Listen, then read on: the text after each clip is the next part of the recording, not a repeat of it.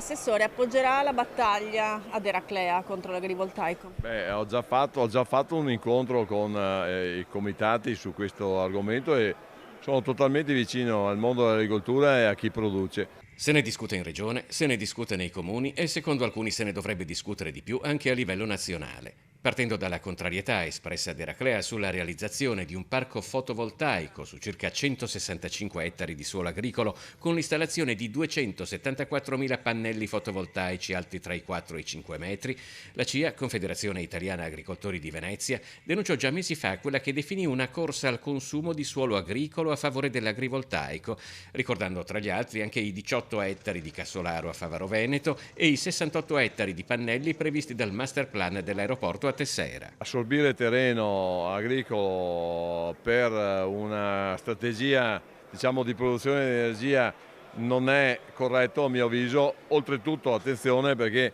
bisognerebbe anche capire qual è quel tipo di agrovoltaico che viene fatto, perché se si mi dice che sotto i pannelli si coltiva e si riesce a coltivare, bisogna che me lo dimostrino. Ecco, io ho quel dubbio.